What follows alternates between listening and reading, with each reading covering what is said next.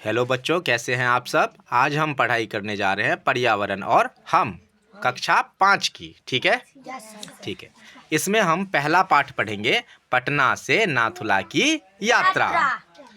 अब यहाँ पर कहते हैं कि 8 नवंबर 2010 की ठंड भरी काली रात, ठंड से कांपते ठिठुरते लोग पटना जंक्शन पर मित्रों के साथ रेलगाड़ी की प्रतीक्षा, गंतव्य सिक्किम की राजधानी गंगटोक और अपने स्मारकों, सांस्कृतिक धरोहरों एवं विभिन्न परिवेशों की पहचान और उनके संरक्षण को जानने की लालसा। मतलब ये कि एकदम ठंड भरी रात थी, मतलब ठंड एकदम कपकपा रहा था, है ना। और पटना जंक्शन पर सभी लोग अपने दोस्तों के साथ में खड़े थे, ट्रेन का इंतजार कर रहे थे। और उनको जाना कहाँ था, तो सिक्किम की राजधानी गंगटोक जाना था। ठीक है। और इस परिवेश में कि वहाँ पर हम क्या करेंगे, घूमेंगे, साथ के साथ वहाँ की सांस्कृतिक धरोहरों को भी देखेंगे और उन लोगों का जो परिवेश है, मतलब कि जो पहचान है, उसको भी हम देखेंगे कि कैसे उनका पहनावा वगैरह है। ठीक है, आगे बढ़ते हैं। कह रहे कि न्यू जलपाईगुड़ी रेलवे स्टेशन पर अगली सुबह उतरे। पहला पड़ाव था सिक्किम जाने के मार्ग में स्थित दार्जिलिंग। दार्जिलिंग पश्चिम बंगाल राज्य का सुंदर पर्वतीय स्थल है। जो दार्जिलिंग है वो कैसा स्थल है बताओ जरा। पश्चिम बंगाल जो है ना, पश्चिम बंगाल का एक सुंदर सा पर्वतीय क्या है, जगह है। वहां पर आपको पहाड़ वगैरह देखने को मिल जाएगा।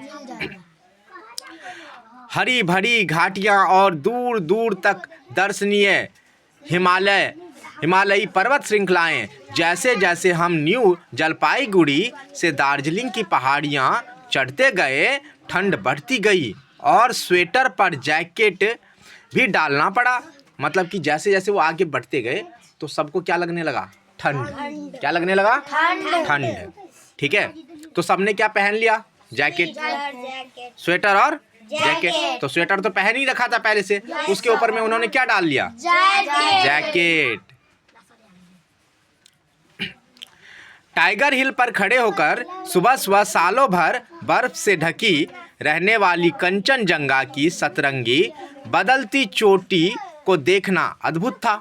जो कंचनजंगा है ना, उसकी जो सतरंगी चोटी है वो देखने में बड़ा मज़ा आता है, अद्भुत रहता है। कंचनजंगा की इस खूबसूरती को दार्जिलिंग और सिक्किम के पूरे 12 दिवसीय प्रवास में भी भरकर देखने के बाद भी मन नहीं भरा। मतलब कि 12 दिवसीय प्रवास के बाद भी लोगों का मन नहीं भरा, इतना अच्छा देखने में लग रहा था। ये कंचनजंगा है और कंचनजंगा का चित्र दिया हुआ है ना। अब सोचिए जरा, यहाँ पर कहते हैं कि कुछ प्रश्न दिया हुआ है, प्रश्न न पढ़ करके आगे हम पाठ पर जाएंगे। कह रहा है कि हम लोगों ने दार्जिलिंग में घूमने का आनंद यहाँ के अनेक आकर्षक स्थलों के को देखकर उठाया।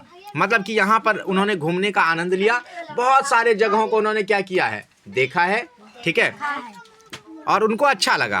कह रहे जहाँ दार्जिलिंग का चाय बागान चिड़ियाघर ने लुभाया, वहीं नेचुरल हिस्ट्री म्यूजियम, अजायब घर, लॉयड बॉटनिकल गार्डन और जूलॉजिकल पार्क में क्रमशः पशु पक्षी, तितलियां, हिमालयी जीव जंतु ने विशेष रूप से हम सब लोगों का मन मोह लिया, है ना। कि वहाँ पर उन्होंने क्या किया, जूलॉजिकल पार्क देखा, अजायब घर देखा, चिड़ियाघर था। अब वहाँ पर उन्होंने पशु पक्षी, तितलियां, हिमालय में जो जीव जंतु रहते हैं ना, उन सभी को उन्होंने देखा। चाय का बागान भी देखा। आपको यहाँ पर कुछ चित्र दिख रहा होगा जिसमें चाय के बागान में कुछ महिलाएं क्या कर रहे हैं, चाय के जो पत्ते होते हैं उनको तोड़ रहे हैं, है ना। बिल्कुल। अब कह रहा है कि जूलॉजिकल पार्क व कुछ अन्य जगहों में हमने याक नामक एक पशु को देखा। उसके शरीर पर लंबे लंबे बाल थे। स्थानीय लोगों का कहना था कि सिक्किम में भी यह पाया जाता है।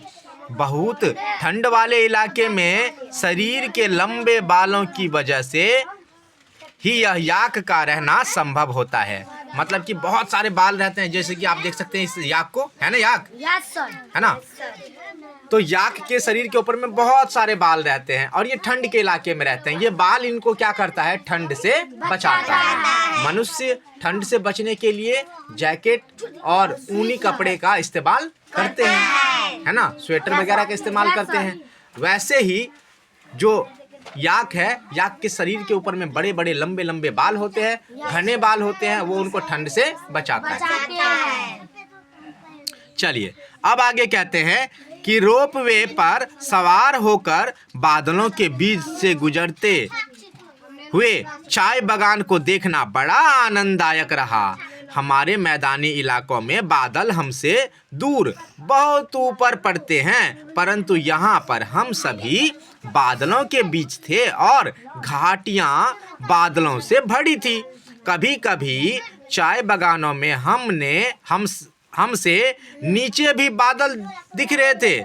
यहाँ से हम हिमालय पर्वतारोहण स्थान के लिए रवाना हो गए। अब देखिए, कहता है कि रोपवे पर सवार होकर के, ठीक है। रोपवे क्या होता है पहले समझ में आया आपको?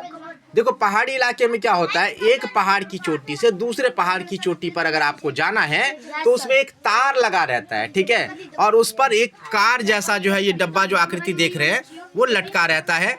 आप इसको पहाड़ी कार भी कह सकते हैं अपने हिसाब से, ठीक है। उस पर सवार होते हैं और उसके द्वारा मशीन स्टार्ट होती है और एक चोटी से आपको दूसरे चोटी पर पहुंचा देती है ना, ठीक है।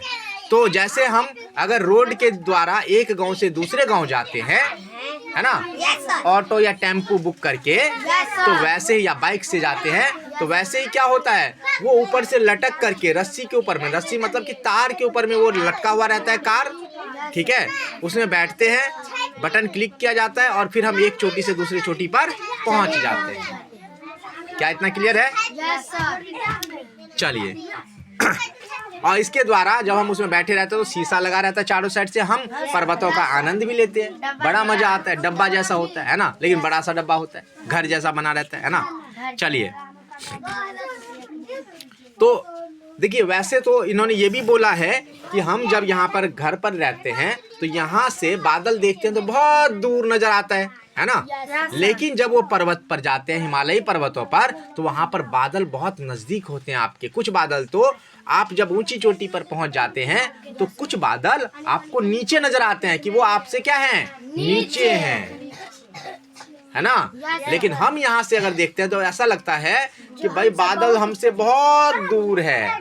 लेकिन जब पर्वतों में जाते हैं, हिमालय में घूमने के लिए, तो वहां पर बादल हमें बहुत नजदीक नजर आते हैं, है ना। चलिए आगे बढ़ते हैं। अब यहाँ पर कहते हैं कि पर्वतारोहियों के लिए चिड़ियाघर के नजदीक हिमालय पर्वतारोहण संस्थान है। यहाँ भारत के गौरव तेनजिंग नोर्गे की आमदक मूर्ति लगी है। यहाँ का एवरेस्ट म्यूजियम का एक रोमांचक यादगार है।